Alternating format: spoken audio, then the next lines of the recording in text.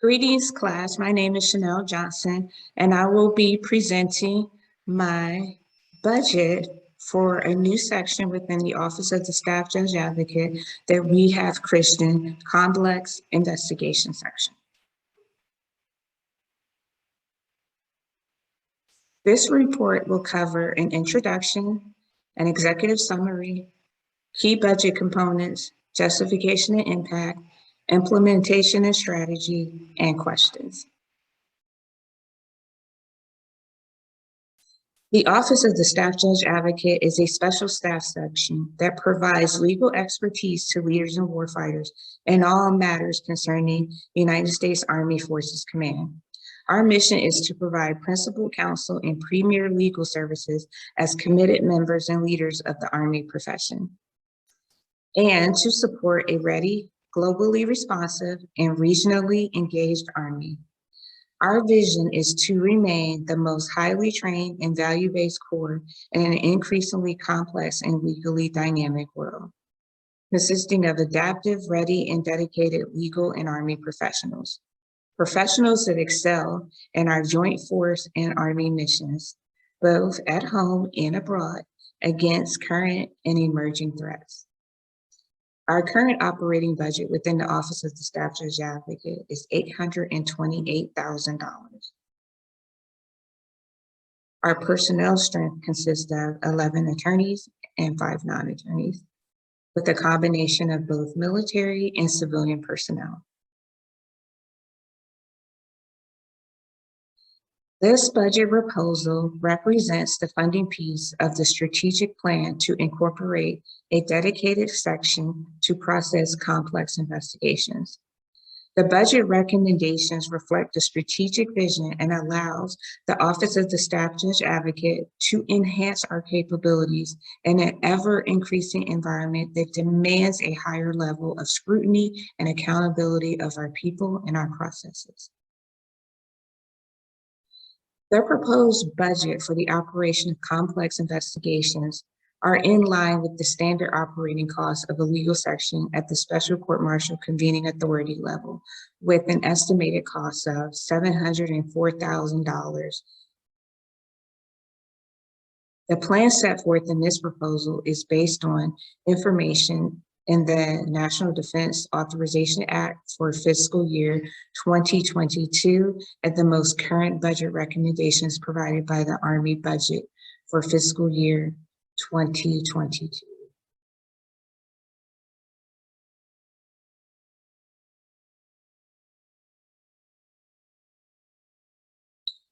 Our key points of the fiscal year.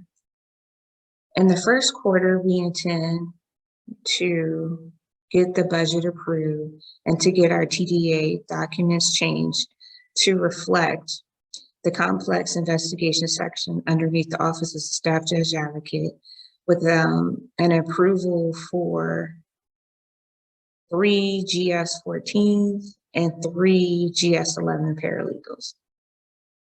Quarter 2, we plan to have the designated office space within the command suite modified to accommodate 3 attorneys and 3 paralegals that is a private area in which they can discuss sensitive information. The space is already there, and we already have the contractors and general work contract workers that work in the building with facility maintenance on a daily basis.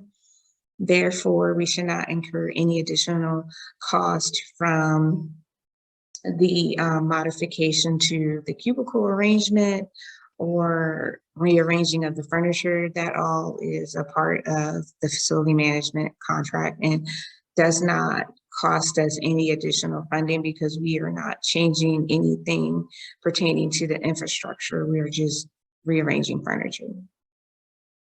In quarter 3 is when we intend to announce at the very beginning of quarter, the third quarter or late in the second quarter, we plan on announcing the positions through usajobs.gov and to conduct interviews and make a hiring decision before the end of the third quarter.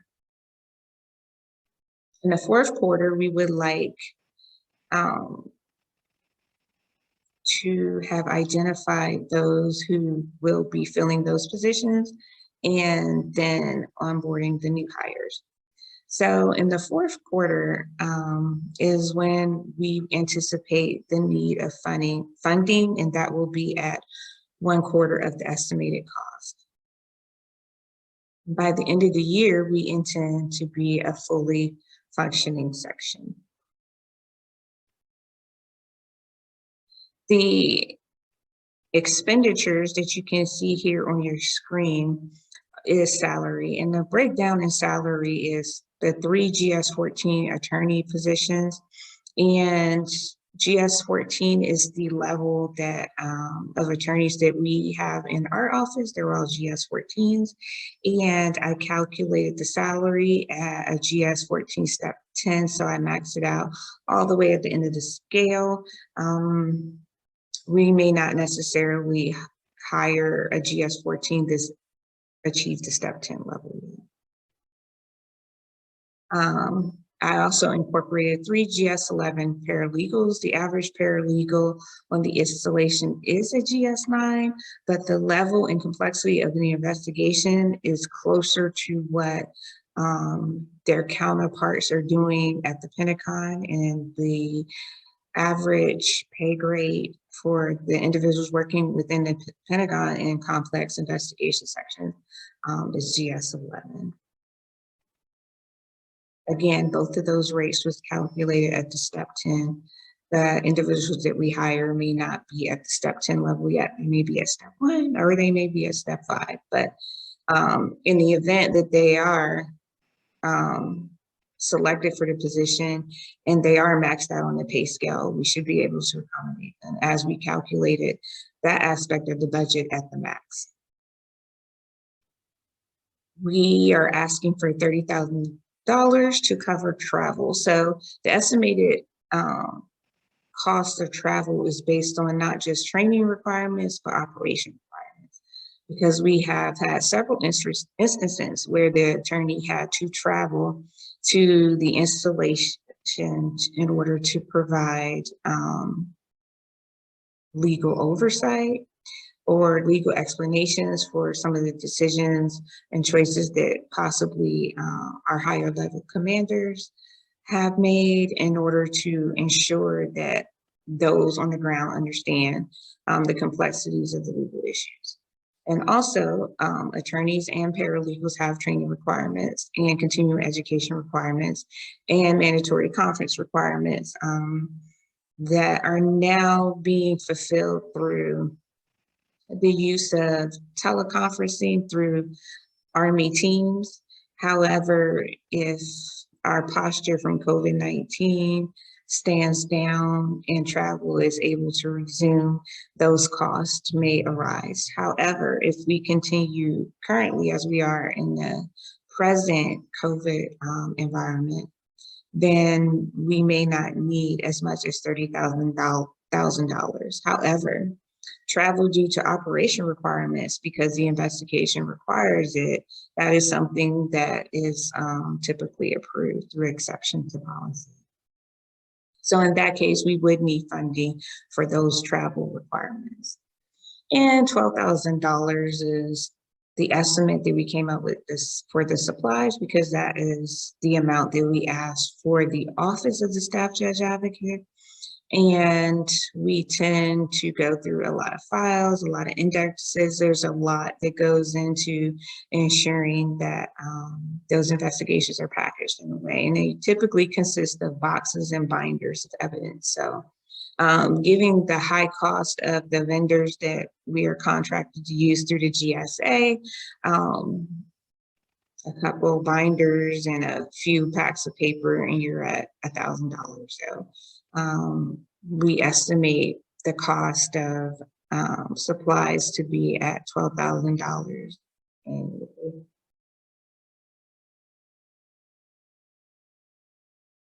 Here, what you see is a breakdown of expenditures, the comparison between what we project for the complex investigation expenditures compared to the expenditures of the regular OSJA office. So as you can see, the salary is slightly higher on the complex litigation side of the house, and that is because it's a higher level of skill required in order to just go through thousands and thousands of exhibits, to process thousands and thousands of exhibits. And it's important that those attorneys also have paralegals that can operate at a higher level than your average paralegal, who may be just, doing a couple files here and there. And the only way we're going to attract that high level skill is if we're willing to pay. Moving on to the justification and impact. So a lot of you are probably like, where is this coming from? However, you only need to turn on the news and you can see the Army has several high profile cases that are going on, and they're long. They take up a lot of time, take several months, if not years, to go through and obtain thousands and thousands of exhibits and witness statements. Not to mention on the back end, once all of those items are completed, then we move to the redaction phase of the investigation, where we're redacting information so that it can be released to requesting parties. So over the past 12 to 24 months, the number of high-level complex investigation has increased in our office by more than 60%. And that is astronomical. We have 3 high-level investigations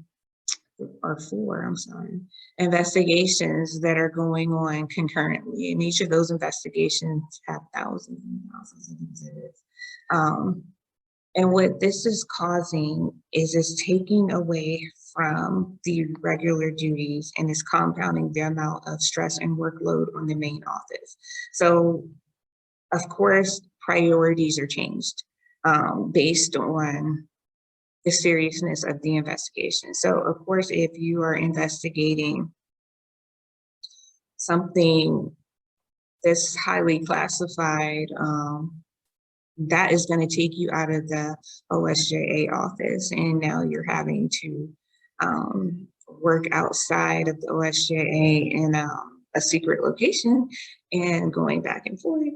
That means you're not able to respond to the ongoing legal things that we have to manage, such as force management, military air requests, just our regular adultery investigations, or other misconduct, hearings, labor disputes, workman's compensation. There's several legal issues that we have to deal with that are considered routine. And those items continue to get pushed down because a lot of the focus is being shifted to these higher level investigations because they have congressional oversight, they have Department of Army oversight, it's a lot of visibility. And therefore, it shifts the priority of the legal office and causes us to have to minimize the amount of effort that we're putting into the regular things, which can turn into larger issues that will eventually lead to a high complex investigation. So the impact of not funding this or approving our new department is a decreased capabilities to manage workloads and meet deadlines, as I previously stated. Continued reliance on the reserve component to fill short fuse positions. So what we're doing now with one of our investigations, or 2 of them, I'm sorry, we had to enlist the help of Reserve Command, which I'm sure you guys are familiar with, where we announce a position and someone will either respond or not respond. And then if that person responds, then of course they're vetted and then they're brought onto the team. However, in the we are impacted in the same way that many other outside businesses are impacted, where people are just not returning to work for either personal reasons or medical reasons. For whatever reasons, people really aren't responding to those vacancy announcements when it comes to trying to enlist members of the reserve component to assist with redacting, assimilating, and processing evidence and exhibits. And therefore, if we don't fill those positions and we can't get the help that we need, then that causes an increased strain on the main office. Also, you may end up getting inexperienced attorneys on short-term contracts that do not have the same buy-in as permanent members of the staff. So if you get an attorney in to fill a temporary requirement for an investigation, they're not going to be that passionate about it. They're not organic to Forces Command. It's not a permanent situation. And so you may not get quality from that person. The OSJA staff have regular duties that are disrupted because of the constant shifting of priorities that are required in complex investigations.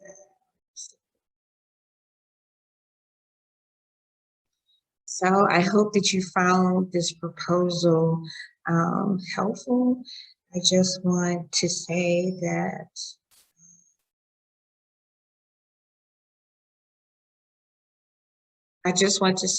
it is very important that we implement this in this fiscal year so that we can start seeing the fruits of our labor. So we recommend that you approve the implementation of the complex investigation section to be fully staffed by the fourth quarter and fully operational, self-sustaining in the next fiscal year. This is a necessary step to meet the demands of these high-level investigations. We are expected to carry the same caseload as the Pentagon, yet we are not similarly manned.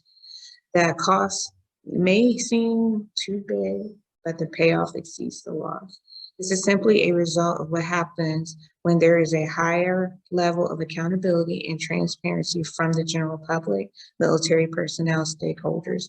We need to be able to rise to the challenge and deliver quality products and restore faith and fidelity in the system. Thank you for your attention and have an excellent rest of your evening. Goodbye.